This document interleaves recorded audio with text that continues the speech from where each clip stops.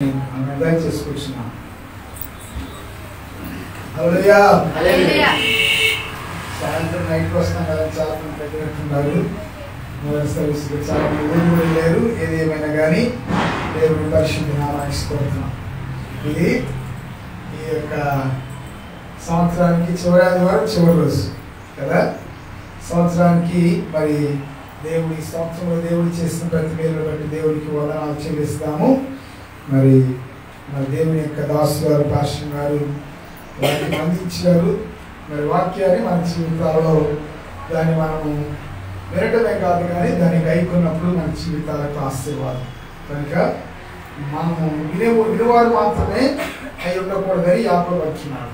వినేవారు మాత్రమే ఉన్నట్లయితే దానివల్ల నాకు ఎట్టి ప్రయోజనం ఉంది. వాక్యాన్ని చదువుకున్నాము. ద్వితీయోపదేశకాండము 29వ అధ్యాయము 2 నుంచి 9 వరకు ఉన్నటువంటి లేఖనాలని నేను అడిగినప్పుడు చదవడానికి ఉన్నటువంటి లేఖనాలను మనం జాగ్రత్తగా పరిశీలన చేస్తాం. ఇక్కడ ఐగుప్తులో అరణ్యములో దేవుడు ఇశ్రాయేలు ప్రజలకు ఇచ్చినటువంటి ఆశీర్వాదాలు, 3 ఆశీర్వాదాలని ఈ యొక్క ఉదయకాల సమయంలో దేవుని యొక్క వాక్యంలో మనం నేర్చుకున్నాము. దేవుడు ఆశీర్వదించేటువంటి దేవుడు. పేతురు పత్రికలో ఏమని చెప్తున్నాడు? మీరు ఆశీర్వాదములకు వారసులుగా ఉండటకు పిలువబడుతుంది అంటే అర్థం ఏంటి తెలుసా? మన పిలుపులోనే ఆశీర్వాదం ఉన్నది. దేవుడు లోకములో నుంచి మనల్ని వేరుపరిచి, లోకములో నుంచి మనల్ని బయటికి వచ్చి, లోకము నుంచి మనల్ని ప్రత్యేకపరిచినటువంటి ఉద్దేశం ఏంటంటే నిన్ను నన్ను ఆశీర్వదించాలి, నిన్ను నన్ను దీవించాలి. ఆయన లోకము నుండి వేరు చేస్తాడు. అయితే ఇక్కడ లేఖనంలో మనం గమనించినట్లయితే ద్వితీయోపదేశ కాండము అంటే అర్థం ఏంటంటే 2వ ఉపదేశము. డ్యూటరో నోమోస్ అని అర్థం. డ్యూటరో అంటే 2 అని, నోమోస్ అంటే ఉపదేశం. అయితే ఇక్కడ మోషే వాగ్దాన దేశంలోకి దేవుడు చెప్పాడు, నువ్వు వాగ్దాన దేశంలోకి వెళ్ళవు, నీ అవిధేయతను బట్టి ఇదిగో నేను ఇక్కడే ఆపివేస్తున్నాను దేవుడు చెప్పినప్పుడు వారందరినీ కూడా సమకూర్చాడు. ఎవరిని? ఇశ్రాయేలు ప్రజలందరినీ కూడా మోయాబు మైదానంలో వారిని సమకూర్చి వారందరికీ మరొకసారి దేవుని యొక్క ఆజ్ఞలు, దేవుని యొక్క వాక్కులు వారికి 2వసారి ఉపదేశం చేస్తున్నాడు, వారికి 2వసారి బోధిస్తున్నాడు. కారణం ఏంటంటే మరి బైబిల్లో మనకి 10 ఆజ్ఞలు ఎన్నిసార్లు ఉన్నాయి చెప్పండి? ఎన్నిసార్లు ఉన్నాయి? 2 సార్లు ఉన్నాయి కదా. ఒకసారి నిర్గమకాండంలో ఉన్నాయి, 2వసారి ద్వితీయోపదేశకాండంలో ఉన్నాయి. ఎందుకు 2 సార్లు ఉన్నవి? ఇప్పుడు ద్వితీయోపదేశకాండానికి వచ్చే వరకు ఐగుప్తు నుండి బయలుదేరారు కదా. ఎంతమంది బయలుదేరారు? ఐగుప్తు నుండి 20 లక్షల మంది కావబలము. బైబిల్ ఏమని చెప్తుందంటే 6 లక్షల మంది, కానీ పిల్లలు అందరినీ కౌంట్ చేసుకుంటే 20 లక్షల మంది కావబలం. వారు బయలుదేరిన వారిలో ఇదిగో ఈ యొక్క మోయాబు మైదానానికి వచ్చేలోపు ఎవరు? మోషే, యెహోషువ, కాలేబు మినహాయించి అక్కడి నుంచి బయలుదేరి వారందరూ చనిపోయారు. మరి ఇప్పుడు ఇదిగో ఎవరికైతే మోషే బోధిస్తున్నాడో వారందరూ కూడా అరణ్యములో పుట్టినటువంటి వారు. వారికి నిర్గమకాండములో సినాయి పర్వతం మీద మోషే ఇచ్చినటువంటి 10 ఆజ్ఞల గురించినటువంటి జ్ఞానం వీరికి లేదు, తెలియదు. అందుకని వారు వాగ్దాన దేశంలోకి వెళ్ళబోతున్నారు కాబట్టి మరొకసారి వారికి బోధిస్తున్నాడు. అందుకనే ఇది 2వ ఉపదేశము. అయితే ఇక్కడ ఈ యొక్క దీంట్లో వారికి ఏం చేస్తాయంటే దేవుడు ఈ యొక్క ఐగుప్తు నుండి నడిపించి అరణ్యములో ఈ యొక్క యాత్రలో వారి యాత్రను ప్రారంభించారు. ఏ యాత్రది? వాగ్దాన దేశం వైపు.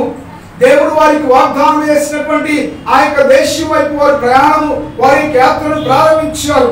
అయితే ఈ యొక్క యాత్రలో దేవుడు వారి జీవితంలో చేసినటువంటి 3 ఆశీర్వాదాలని ఇక లేఖనంలో మనం గమనిస్తాము. మోషే వారికి గుర్తు చేస్తున్నాడు. ఎందుకంటే దేవుని యొక్క వాక్యాన్ని మనం పదే గుర్తు చేసుకోవాలి. ఎక్కువగా మర్చిపోయేది తెలుసా? ఏంటి? వాక్యమే మర్చిపోతుంది, మిగతా అన్నీ గుర్తుంటాయి కదా.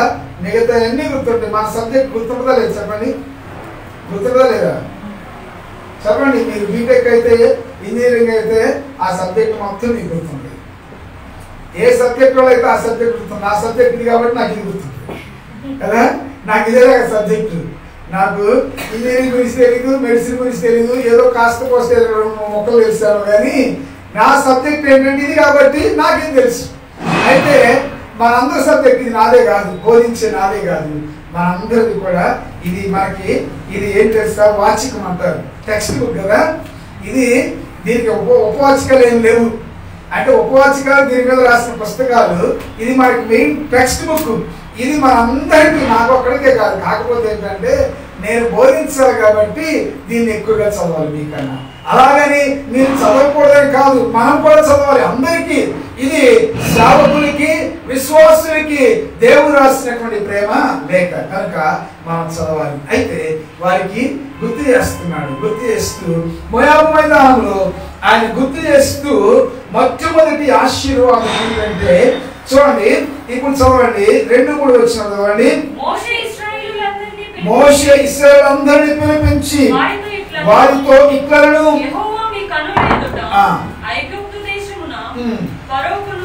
అతని సేవకులందరికీ అతని సమస్త జనమును చేసినదంతయు అనగా ఆ గొప్ప శోధనలను, సూచక క్రియలను, మహత్కార్యములను మీరు కనులారా చూచుతారంటే వాస్తవంగా మీరు చూడలేదు. ఎందుకంటే వీరికి చెప్పారు, ఇక మీరు ఐగుప్తులో ఉన్నటువంటి వారు కాదు కదా, వీరికి వాళ్ళ తల్లిదండ్రులు బోధించారు.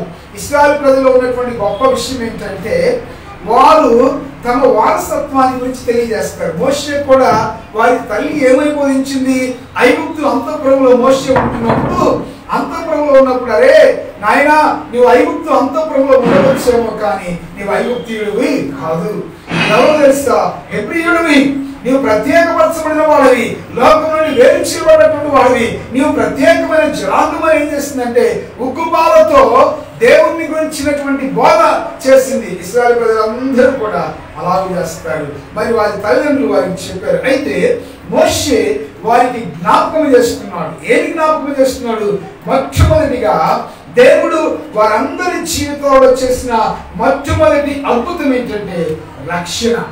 ఆయన ఏ విధముగా అక్కడ ఏమంటున్నాడు చూడండి, యెహోవా మీ కన్నుల ఎదుట ఐగుప్తు దేశమునకును ఫరోకును అతని సేవకులందరికీ ఏం చేస్తాడు చూడండి, వీరందరినీ దేవుడు ఎలాగూ రక్షించాడో గుర్తు చేస్తున్నాడు కదా.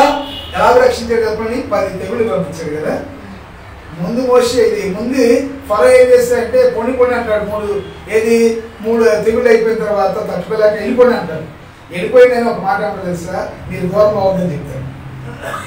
దగ్గరికి వెళ్ళి భరించి మళ్ళీ తిరిగి రండి అంటాడు. సాతాను కూడా ఏం చెప్తాడు తెలుసా, సాతాను ఏమంటాడు, మీరు దేవుని మందిరానికి వెళ్ళండి కానీ లోతుగా వెళ్ళొద్దు, వాక్యం వినండి కానీ లోతుగా వెళ్ళొద్దు. ఎందుకు లోతుగా వెళ్ళి దూరము, బైబిల్లో మనం దూరంగా వెళితే, బైబిల్లో మనం లోతుగా వెళితే, విశ్వాసంలో లోతుగా వెళితే మనం సాతానికి దూరం అవుతాం. అందుకని చాలా సార్లు సాతానికి చెప్తాడు మీరు పై భక్తితో సరిపెట్టుకుని అంటాడు. పై భక్తి సరిపోయిందా చెప్పండి? పైన భక్తి కాదు, నీ లోతుల్లోకి వెళ్ళాలి. మీ ఉద్యోగాలు మీవన్నీ మీరు పైన ఊరకి ఏదో చేసేసారు అనుకోండి, మీరు డబ్బులు ఇస్తారా? ఎవరు? పైన భక్తి కాదు. అయితే మరి 9 తెగుళ్ళు అయిపోయిన తర్వాత కూడా అవన్నీ చూసి పొండి అంటాడు కానీ అది హృదయపూర్వకంగా చెప్పట్లా. చివరికి దేవుడు ఏం చేస్తాడు తెలుసా, సంహార దూతని పంపించి మరి ఆ సంహార దూత వెళ్ళిపోయి ఆ ప్రతి ఒక్క ఐగుప్తీయునికి ఇంటిలోకి ప్రవేశించి ఏం చేస్తుంది తెలుసా, జ్యేష్ఠుడిని చంపివేసింది. అప్పుడు అయ్యా మీరు వెళ్ళిపోండి. ఇదిగో మొట్టమొదటి అద్భుతం ఏం తెలుసా, ఐగుప్తీయులకు ఫరోకును దేవుడు ఏం చేస్తాడంటే ఇదిగో మేము సేవించే దేవుడు గొప్పవాడు, మేము సేవించే దేవుడు సజీవుడు, మేము సేవించే దేవుడు ఆకాశమును భూమిని సృష్టించిన వాడు అనేటువంటి విషయాన్ని ఈ యొక్క ఏదంటే ఈ యొక్క మహత్కార్యముల ద్వారా సూచిక్రియల ద్వారా వారికి తెలియజేస్తాడు. 10 తెగుళ్ళు ఏంటి తెలుసా? 10 తెగుళ్ళు ఏంటంటే ఐగుప్తులో ఉన్నటువంటి 10 దేవుళ్ళకి తీర్పు. కప్పదేవుడు కానివ్వండి, ఏ దేవుడు కానివ్వండి, రైట్. ఆ 10 తెగులు ఏంటంటే ఆ దేవుడి మీదకి వచ్చినటువంటి తీర్పులు. అయితే మరి దేవుడు ఏం చేస్తాడు అద్భుతంగా అక్కడ కూడా మీరు గమనించండి, రక్షణ కార్యం ఎక్కడైనా కానీ అది కొత్త నిబంధనలు కావచ్చు, పాత నిబంధనలు కావచ్చు, రక్షణ కార్యము దేని వల్ల సాధ్యం తెలుసా, రక్షణ జరగాలంటే రక్తము చిందించబడాలి. అక్కడ కూడా మీరు గమనించినట్లయితే దేవుడు ఏమని చెప్పాడు, సంహారదూత వస్తాడు, మరి సంహారదూతలు ఎలా తప్పించుకుంటారు? తప్పించుకునేటువంటి మార్గాన్ని బోధించాడు. వారు ఉన్నటువంటి ఆ ప్రాంతంలో చూడండి, ఆ ప్రాంతంలో ఇంకొక విషయం ఏంటి, వారు ఏ ప్రాంతంలో ఉన్నారో ఆ ప్రాంతంలో తెగుళ్ళు వెళ్ళనే వెళ్ళాల, తెగుళ్ళ నుంచి మినహాయించబడ్డారు. మరి ఈ సంహారదూత కూడా ఏం చేస్తుందంటే, ఏ ఇంటి మీద అయితే గొర్రె పిల్ల రక్తము ఏ ద్వారబంధం మీద ఉంటుందో ఆ ఇంట్లోకి ఏమీ లేదు, సంహారదూత వెళితే అర్థం ఏంటి, వెళితే పెద్దవాడిని చంపేసింది. వెళ్ళలేదు. కారణం తెలుసా, వారి ద్వారబంధములకు గొర్రెపిల్ల రక్తము రాయబడింది. అలాగే వారు ఐగుప్తు నుండి విడిపించబడ్డారు. పస్కా మీరు గమనించండి, మొట్టమొదటి పండుగ, వారికి ఉన్నటువంటి 7 పండుగలో మొట్టమొదటి పండుగ ఏంటంటే పస్కా పండుగ. పస్కా అంటే అర్థం ఏం తెలుసా, దాటిపోవుట. ఏం దాటిపోయింది? సంహారదూత వారి ఇంటిని దాటిపోయింది. ఆ యొక్క పెద్ద కుమారుని చంపేటువంటి సంహారదూత ఆ గృహాన్ని దాటిపోయి ఆ గృహానికి రక్షణ కల్పించింది. అయితే వారికి తెలియజేస్తున్నారు, ఇదిగో మీరు ఐగుప్తులో బానిసత్వంలో ఉన్నప్పుడు దేవుడు ఏం చేస్తాడు, ఫరో చేతుల నుంచి మీరు విడిపించాడు. ఐగుప్తు బానిసత్వం నుంచి, ఐగుప్తు దాసత్వం నుంచి దేవుడు మిమ్మల్ని విడిపించాడు అనేటువంటి విషయాన్ని తెలియచేయడానికి ఏమంటున్నాడు, ఆ సేవకులందరికీ అతని సమస్తమును చేసినంతయు అనగా ఆ గొప్ప శోధనలను సూచిక్రియలను మహత్కార్యములు నేను కవలారా చూచితిని. మరి ఇంకొకటే కాదు, ఇయే కాదు, మరి వాళ్ళు ఏం చేసి వెళ్ళమన్నారు కానీ వాళ్ళు వెంటపడుతున్నారు కదా.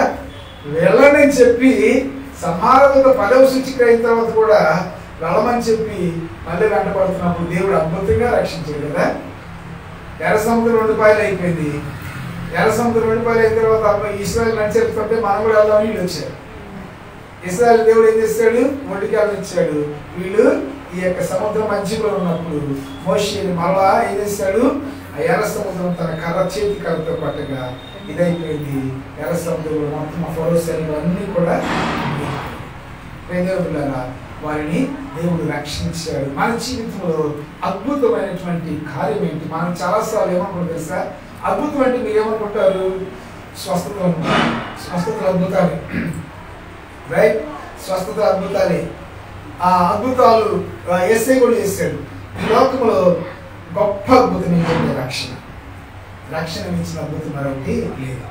స్వస్థత వచ్చింది అనుకోండి, ఈ లోకంలో ఉన్నంతకాలం నువ్వు స్వస్థతిగా ఉంటావు. తర్వాత మళ్ళా రక్షణ లేదనుకోండి, రక్షణ లేకపోతే నిత్య జీవానికి నువ్వు వారసుడు కాలేదు. స్వస్థత పొందినా కానీ కొంతమంది స్వస్థత కొరకు వస్తారు, పొందిన తర్వాత రక్షింపబడరు. అలా కాదు, దాన్ని మించినటువంటి గొప్ప అద్భుతం ఏంటంటే రక్షణ. మరి అప్పుడు వారికి ఏం చేస్తాడంటే గొర్రెపిల్ల రక్తము ద్వారా వారందరినీ దేవుడు రక్షించాడు, ఐగుప్తు నుండి విడిపించాడు. ఏం చేస్తాడు, ఎర్ర సముద్రము దాటించి వాగ్దాన దేశం వైపు నడిపించాడు. మరి వారికన్నా మనం గొప్పవారు మీద తెలుసా, యేసయ్య ఆ వాళ్ళకైతే గొర్రెపిల్ల రక్తము, మరి యేసయ్య సాక్షాత్తు మన కొరకు ఆయన ఏం చేస్తాడు, ఈ లోకానికి నరావతారిగా వచ్చాడు. ఆయన మన కొరకు తన ప్రాణాన్ని ఇచ్చాడు. అప్పుడు వారు కానీ తర్వాత ఇప్పుడున్న యేసయ్య బ్రతుకున్న కాలంలో యూదుల కొరకు అన్యుల కొరకు ఆయన సాక్షాత్తు. అందుకనే నేను ఎక్కడికి వెళ్ళేమో చెప్తుంది తెలుసా, అప్పట్లో ఉన్నటువంటి యూదుల కన్నా, రైట్, అప్పట్లో ఉన్న ఇశ్రాయేల్ కన్నా మనం గొప్పవారు. ఎందుకు గొప్పవారు చెప్పండి, వాళ్ళు కేవలం గొర్రెపిల్ల రక్తం ద్వారా విడిపించబడ్డారు. కానీ మనమైతే మన రక్షకుడైనటువంటి యేసయ్య రక్తం చేత మనము విమోచించబడ్డాం. హల్లెలూయా. ఆయనే వచ్చి మన కొరకు తన విలువైన రక్తాన్ని కార్చాడు. కనుక గుర్తు చేసేటువంటి మొదటి ఆశీర్వాదం ఏంటి తెలుసా, రక్షణ. ఇశ్రాయేలు ప్రజలందరికీ గుర్తు చేస్తున్నారు. ఆ విధంగా బానిసలుగా, దాసులుగా, బందీలుగా ఉన్నప్పుడు గొర్రెపిల్ల రక్తం చేత విడిపించబడ్డారు అనేది మొట్టమొదటి ఆశీర్వాదం. రెండవదిగా తర్వాత ఏమంటున్నాడు, చెప్పుకుంటూ పోతే చాలా ఉంది కానీ మనం ముందుకు వెళ్దాం. అయితే ఒకటి ఆయనను అంటున్నాడు. ఈ మాట మనం అనిపించుకోకూడదు. ఆయన మంచోడే కానీ మంచివాడే అన్నంత వరకు బాగా ఉంది కదా. కానీ అంటే ఆయనను అంటే ఏదో ఉన్నానంటే ఇక్కడ ఏం చేస్తున్నా అంటే ఆయనను ఎక్కడ చెప్పండి, ఎక్కువ అయిన మాట మన పావులు తెచ్చుకోవడానికి ప్రయత్నం చేస్తాం. ప్రార్థన గ్రంథంలో 5 సంఘాలు అయినను అయినను అయినను అయినను అంటే ఇంకా అర్థం ప్రారంభం జ్ఞానస్థాపన కదా. మెచ్చుకున్నాడు యేసయ్య ప్రార్థన గ్రంథంలో మీరు గమనించినట్లయితే 7 సంఘాలలో మొట్టమొదటి యేసయ్య ఏం చేస్తాడు, మెచ్చుకుంటాడు వాళ్ళు. మనం కూడా అదే పద్ధతి. ఒకేసారి నువ్వు మంచోడు కాదంటే మనం చెప్పే మాట కూడా వింటాం. యేసయ్య మాకు బోధించాడు. ఏం బోధించాడు తెలుసా? ముందు వాళ్ళు ఏం మెచ్చుకున్నాడు. నీ విశ్వాసం నాకు తెలుసు, నీ సహనం నాకు తెలుసు, నీ క్రియలు నాకు తెలుసు, నీ మంచితనం నాకు తెలుసు అని చెప్పి ముందు మెచ్చుకొని తర్వాత నల్లగా ఇదిగో ఈ విషయంలో మీలో లోపం ఉందమ్మా, ఈ విషయంలో మీలో లోపం ఉందని అని చెప్తారు. నేరారోపణ చేస్తున్నారు. ఇక్కడ నేరారోపణ గురించి నేను ఈ సందర్భంలో ఎక్కువ చెప్పను. కానీ మోషే ఏమంటున్నాడు, యేసయ్య మిమ్మల్ని రక్షించాడు అంటే అర్థం ఏంటి చూడండి. దేవుడు చేయవలసిన పని మన పక్షంగా దేవుడు చేస్తాడని అర్థం. అయినను అంటే అర్థం ఏంటి, దేవుని యొక్క కార్యమును అనుభవించినా కానీ నీలో ఏదో లోపం ఉన్నది అర్థం, నీలో దేవుడు ఆశించేది లేదు అని అర్థం. కనుక ఇక్కడంటే అయినను అనిపించుకున్న పరలోకానికి వెళ్ళిన తర్వాత అయినను అనిపించుకోవచ్చు. ఇక్కడ కూడా అయినను అనే మాట రాకుండా జాగ్రత్తగా. నేను వచ్చి దగ్గరికి వచ్చి ఇందాక వాళ్ళు ఉన్నప్పుడు వాళ్ళ చెప్దాం అనుకున్నా. దేవుడు మన విషయంలో వాళ్ళు అన్ని విషయాలు మంచిగా ఉంటారు, కానీ మందిరానికి కొంచెం లేట్ వస్తారు. అయినను కదా, అది కూడా లేకుండా జాగ్రత్తగా మనం ఉండాలి. దేవునికి ఇష్టంగా మనం జీవించాలి. వాళ్ళు ఎంత మంచిగా చేస్తారు. ఇందాక బిస్కెట్స్ కొరకంటే ఫస్ట్ వాళ్ళు ఎప్పుడు వెళ్తూ ఉంటారు, అవన్నిటికీ ముందుకు వస్తారు. అయినను లేకుండా జాగ్రత్త తీసుకోవాలి. నా జీవితంలో కూడా మీరు కూడా అంటారులే ఏదో నన్ను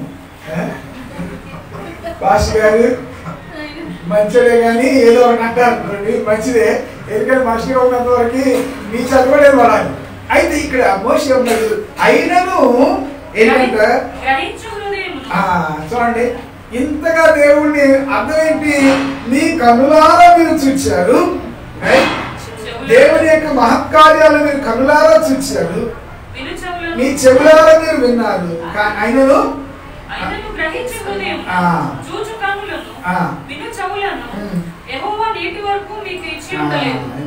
కానీ ఆయన ఇచ్చి ఉండలేదు, యెహోవా మీకు ఇచ్చి ఉండలేదు. కనుక రక్షణ అనేటువంటి ఆశీర్వాదము మనం దేవుడు మనకు సొంతం చేస్తాడు. ఈ యొక్క యాత్రలో ఈ సంవత్సర కాలం అంతట్లో మనం ఎప్పుడు రక్షించాలి, మంచిదే. ఈ యొక్క ఆత్మీయ జీవితంలో మొట్టమొదటి మెట్టేది తెలుసా, రక్షణ. ఈ యాత్రలో మొట్టమొదటి మెట్టేది రక్షణ. తర్వాత ఆయన గురించి ఇంకోసారి చెప్పుకున్నాం, ప్రతి సంవత్సరం చెప్పుకున్నాం, ఇప్పుడు వదిలేస్తాం ఆయన. ఓకే, తర్వాత ఏమనుంది, రెండవ ఆశీర్వాదము 5వ వచనము, నేను మీ దేవుడినైనా యెహోవానని మీరు తెలుసుకున్నట్లు 40 సంవత్సరములు నేను మిమ్మల్ని అరణ్యంలో నడిపించితిని. మీ బట్టలు మీ ఒంటి మీద పాతికిలిపోలేదు, మీ చెప్పులు మీ కాళ్ళకు పాతికిలిపోలేదు.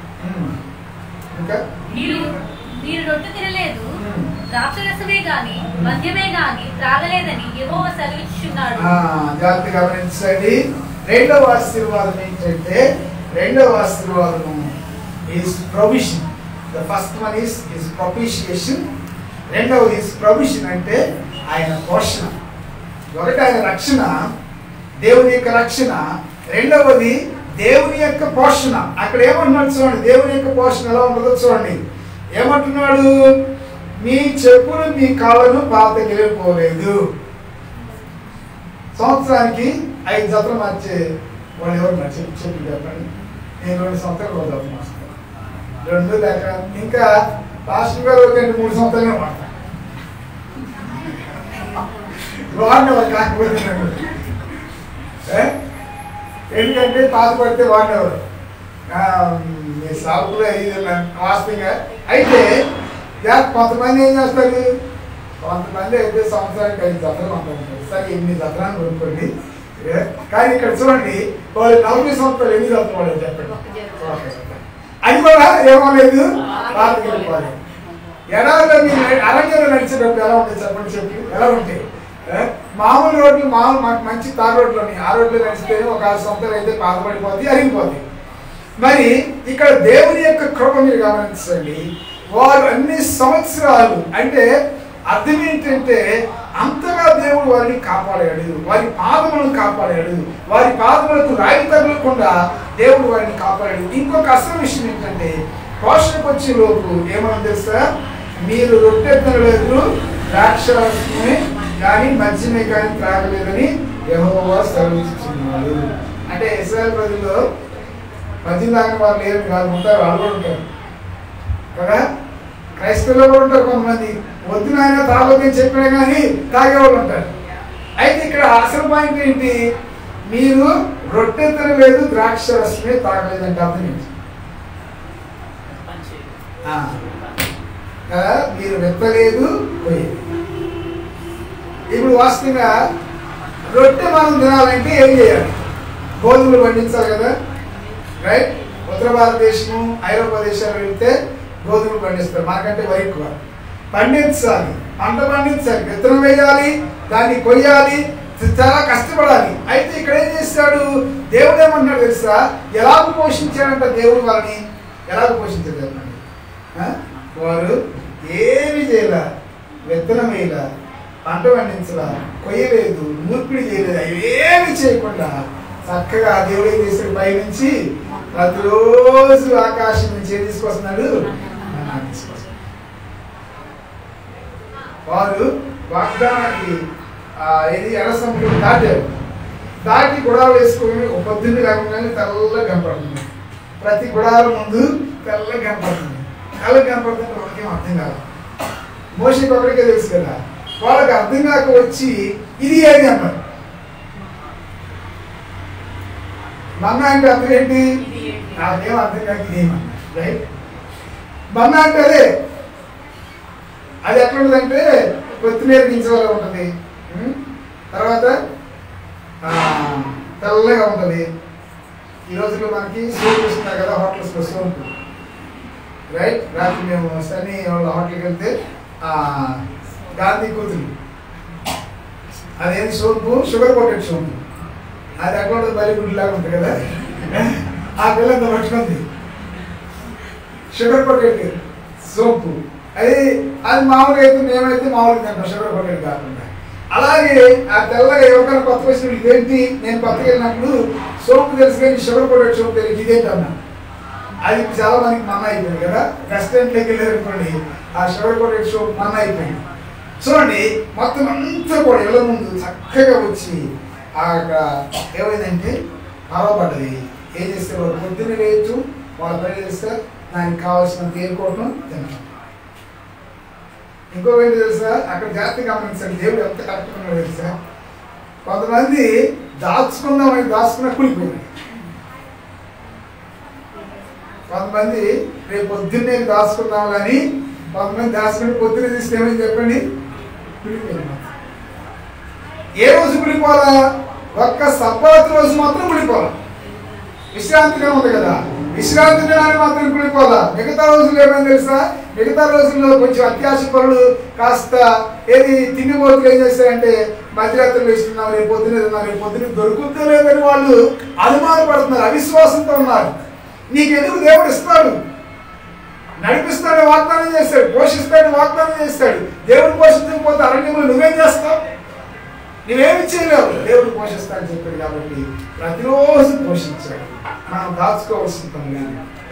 మరి మామూలు జాగ్రత్తగా గమనించండి, ఎలాగ దేవుడు మనం పోషించాడు, ఎంత అద్భుతంగా. ఈ 2023 సంవత్సరం అంతా కూడా ఎవరైనా పస్తులు ఉన్నారా, ఉపవాసం లేరు, పస్తు లేరు. ఉపవాసం అంటే మనం దేవుని కొరకు స్వచ్ఛందంగా ఉండేది, పస్తు అంటే తిండి లేక మనం ఎవరిని కూడా దేవుడు పస్తు పెట్టాలి కదా. ఎలా పోషిస్తున్నారు చూడండి, ఈ లోకంలో ఉన్నటువంటి అన్నిటికీ దేవుడు ఆహారం పెడుతున్నాడు. ప్రతి జీవిని ఆయన తృప్తిపరుస్తున్నాడు, వాక్యం సెలవిస్తుంది. ప్రతి జీవిని ఏం చేస్తున్నాడు, తృప్తిపరుస్తున్నాడు. మనకేంటంటే ఇప్పుడు మహేశ్వర నాన్న ఉన్నాడు అనుకోండి, మహేశ్వర నాన్న ఏం చేయాలి చెప్పండి, ఆ ఇంట్లో నలుగురికి మాత్రం సంతృష్టి చాలు. మరి దేవుడు మనుషులకే కాదు, పక్షులకి, రైట్, జలచరాలకి, అన్నిటికీ, సకల జీవకోటికి, సకల ప్రాణికి ఆయనే పోషించాలి. తీర్చాలి. మరి చూడండి ఆయనలో ఉన్న ప్రత్యేక గొప్పతనం. ఏదన్నా ఆకలితో ఇదవుతుందా, ఏదో ఒకటి చివరికి దేవుడు ఏం చేస్తాడు, కనికరంగా వాడు కాబట్టి ప్రతి దానికి కాస్తో కోస్తే ఏదో ఒక ఆహారం బ్రతకడానికి ఇస్తాడు. ఇక్కడేమో చెప్తుందో తెలుసు వాళ్ళకి, అయ్యా మిమ్మల్ని దేవుడు అలాగే పోషించాడు. మీరు కష్టపడకుండా, చెమటొచ్చకుండా, మీరు వెతకుండా, నాటకుండా 40 సంవత్సరాలు దేవుడు పోషించుకుంటూ వచ్చాడు. దేవుడు ద్వారా మన దేవుడు మనం పోషించేవాడు. మరి కరువులో కూడా ఏలియా ఏం చేసిన దేవుడు పోషించాడు. చెప్పండి, ముందు ఎక్కడికి వెళ్ళమన్నాడు? ముందు కెరీతు వాళ్ళ దగ్గరికి వెళ్ళమన్నాడు. కెరీతు వాళ్ళ దగ్గరికి వెళ్తే నీళ్ళు దాకా బ్రతుకుతాడా చెప్పండి? కాదు. కానీ ఈయనకు తెలియదు, నేను అనుకుంటాడు ఏరియా, నేను కెరీతు వాళ్ళ దగ్గరికి వెళ్తే నీళ్ళు దాకా ఎంతకాలం బ్రతకాలి అని అనుకుంటాడు. కానీ దేవుడికి తెలుసు. ఏం చేస్తున్నాడు దేవుడు? కాకుని పంపించి ఆహారాన్ని ఆయనకి అందజేస్తాడు. ప్రతిరోజు ఉదయం సాయంత్రం కూర్చున్నాడు దేవుడు చెప్పినట్టు. కూర్చోగానే ప్రతిరోజు ఉదయం సాయంత్రం ఏమొచ్చింది? కాకులు, రొట్టె, మాంసం. మరి కరువులో కూడా మాంసం తిన్నాడు. ఏమి అంత గొప్పది చెప్తాను. అదే కరువులో కూడా మాంసం. ఒక ఆయన మన సోదరుడి గారు తిమ్మతి గారు ఆయన దాని గురించి ఒక వ్యాఖ్యానం చేస్తారు. ఏంటంటే ఈ కాకులంట ఎక్కడికి కరువులో మాంసం ఎక్కడ దొరుకుతుంది చెప్పండి? ఉండవాళ్ళ ఇంట్లో, రాజు గారి దగ్గర అంతఃపురంలో దొరుకుతుంది. ఈ కాకులు అంతఃపురంలోకి వెళ్ళి తీసుకొచ్చినట్ట. ఇంకోటి ఏంటో చూడండి, కాకులు ఏంటి? కాకులు ఇచ్చేవా లాక్కునేవా? ఇచ్చేవా చెప్పండి? ఉన్నది నాకు వడదిక్కినాయి కానీ ఇచ్చేవి కాదు. మరి అటువంటి కాకులు ఇచ్చారు దేవుడు పోషించారు. పెద్దగారా అంటే అర్థం తెలుసా? నువ్వు దేవుని యొక్క ఏర్పాట్లు ఉంటే ఎవరిని వారు కూడా ఇస్తారు, నేను పోషిస్తారు దేవుడు. నువ్వేమి కూడా దేవుని కావాల్సిన కనుక రెండవదిగా ఆయన మన పోషకుడు అనే విషయాన్ని వాళ్ళకి తెలియజేస్తున్నారు. ఆయన మన రక్షకుడు మాత్రమే కాదు, ఆయన మన పోషకుడు. He's our provider. He provides for us everything that we need. ఈ లోకంలో మనకు కావాల్సిన ప్రతిదీ కూడా ఆయన అనుగ్రహించేవాడు. ఇక మూడవదిగా మీరు గమనించండి 7వ వచనము. మీరు ఈ చోటికి చేరినప్పుడు హెష్బోను రాజైన సీహోను బాషాను రాజైన ఓగును యుద్ధములకు మన మీదకి రాగా మనము వారిని హతము చేసి వారి దేశమును స్వాధీనపరుచుకొని రూబనీయులకును గాదీయులకును మనష్య అర్ధగోత్రపు వారికి దాని స్వాస్థ్యంగా ఇచ్చినవి.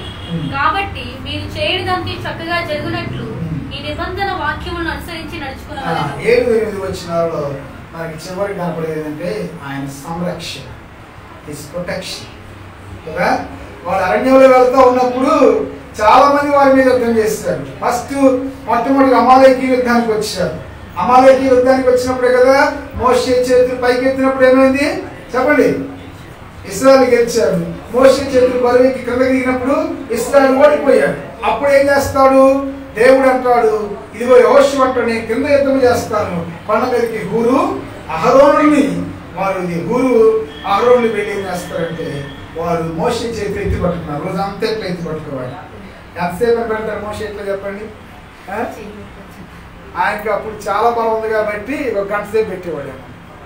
24 గంటలు పెడతాడు. అందుకని యెహోషువ అంటాడు, ఇంకో ఒక ప్రక్కన మీరు బండేసుకోండి, ఇంకో ప్రక్కన హూరు, ఒక ప్రక్కన ఆరోడు వేసుకొని ఆయన చేతులు పైకెత్తాడు. ఎందుకు తెలుసా? మోషే చేతులు పైకెత్తసేపు ఇశ్రాయేలుకి విజయం. రైట్, విజయం. అలా చేసినప్పుడు మరి అమాలేకులు దేవుడు తప్పించింది. ఇంకా ఇలాగూ ఎవరు? ఓగు, హెష్బోను, షీబోను, బాషాను, ఇంకెవరు చెప్పండి? ఇంకెవరు తెలుసా? ఒక ఆయన ఉన్నాడు కదా బాలాక్, ఎవరు? మోయాబీయుల రాజు. ఆయన తెలిసి గ్రామం తెలిసి నీకు డబ్బులు ఇస్తాను, నీకు ఎంత కావాల్సి అంత డబ్బులు ఇస్తాను. ఏం చేయాలి చెప్పండి? ఆయన అక్కడికి నువ్వు తెలుసుకుంటే శాపానికి కూడా ఆశీర్వాదం కదా. బాలాకు కోపం, నా డబ్బులు తీసుకుంటున్నాడు, శపించమంటే వాళ్ళని జీవిస్తున్నాడు. ఈయన అంటాడు, అయ్యా నేను శపిస్తామని చెప్తున్నాను కానీ దేవుడు నా నోట ఆశీర్వాదం వచ్చి పెడుతున్నాను, నేనేం చేయాలంటాడు. అలాగూ ఎంతో మంది ఇశ్రాయేలును సంహరించాలని, చంపాలని, లేకుండా మట్టి పెట్టాలని సాతానుడు ఎంతో మంది ద్వారా ఇది చేశాడు. కానీ దేవుడు ఏం చేశాడు? వారందరి నుంచి మూడవది సంరక్షణ, ప్రొటెక్షన్. ఈ లోకంలో గమనించండి, ఈ యొక్క 2023లో ఎన్నోసార్లు మన ప్రాణాపై పంచులకు వెళ్ళి ఉండవచ్చు. ఎన్నో ప్రమాదాల నుంచి దేవుడు మనకు తప్పించారు. ఆయన దూతల్ని మన కాములుగా ఇచ్చారు. ఆయన దూతలు ఎవరు చెప్పండి? మనకు పరిచారకులు. అదృశ్యమైనటువంటి భద్రత, అదృశ్యమైనటువంటి కాపుదలని దేవుడు తన దూతల ద్వారా తన బిడ్డలకు, తన సేవకులకు ఆయన అనుగ్రహించారు. మోషే చెప్తున్నాడు, ఇదిగో ఇలాంటి వారందరి నుంచి దేవుడిని తప్పించి ఆయన మిమ్మల్ని నడిపించాడు చెప్పి చివరి వచ్చిన కదా ఒకసారి. ఇప్పుడు ఏం చేయాలంట? కాబట్టి చక్కగా జరిగినట్లు ఈ నిబంధన వాక్యములను అనుసరించి ఒకసారి. ఇప్పుడు ఏం చేయాలంట? దేవుడు రక్షించాడు, దేవుడు పోషించాడు, దేవుడు సంరక్షించాడు, కాపుదలను ఇచ్చాడు. ఇప్పుడు మీ పని మీరు వాగ్దాన దేశంలోకి వెళ్ళబోతున్నారు కాబట్టి ఈ నిబంధన వాక్యములు మీరు చక్కగా గైకొనాలి, పాటించాలి. మరి ఈ సంవత్సరం అంతా దేవుడు మనకి పని చేశాడు. రక్షణ ఆత్మీయ ఆశీర్వాదం, ఇదేమో ఆహార సంబంధమైన ఆశీర్వాదం, ఇదేమో భద్రతకు సంబంధించిన ఆశీర్వాదం. మరి ఇప్పుడు నూతన సంవత్సరం కలగొస్తున్న మనం ఏం చేయాలి సార్? ఏం చేయాలి? ఈ నిబంధన వాక్యములని మనము గైకొనాలి. అప్పుడు మీరు జీవించబడతారు. కనుక దేవుడారా చూడండి, ఆయన మన రక్షకుడు, ఆయన మన పోషకుడు, ఆయన మన సంరక్షకుడు. కనుక ఆయన ఎందుకు మన విశ్వాసం ఇచ్చి ఆయన నిబంధన వాక్యం ఎప్పుడైతే మనం గైకొంటామో అప్పుడు ఏమవుతుంది? ఆయన మన ప్రతి అవసరతను తీర్చేటువంటి వాడు అనే విషయాన్ని గమనించాలి. ఆయన ఏదో ఇశ్రాయేలు అరణ్య యాత్రలో ఈ 3 ఆశీర్వాదాలు ఇచ్చాడు. 2024లో మనకి ఆశీర్వాదాలు ఇచ్చాడు. మరి ఇదిగో వచ్చే సంవత్సరం ఏం చేయాలంటే ఇంకా అనేక మంది సంఘంలో మనం రక్షించడానికి స్వార్థ ప్రకటించాలి. రైట్? ఇక సంఘం మనం పోషించాల్సిన పని దేవుడు పోషిస్తాడు. వాక్య పోషణ కానివ్వండి, ఆహార పోషణ కానివ్వండి దేవుడు ఇస్తాడు. మరి భద్రత కూడా దేవుడు ఇచ్చేటువంటి వాడు. మన మట్టికి మనం ఇచ్చారండి అని ప్రభుత్వం నడిపించాలి. మన మట్టికి మనం ఈ నూతన సంవత్సరం మనం చేయాల్సింది తెలుసా? ఈ నిబంధన వాక్యములు మనము అది మనకి తీర్మానం. అతి గొప్ప పరిశుద్ధాత్మ మధ్యాహ్న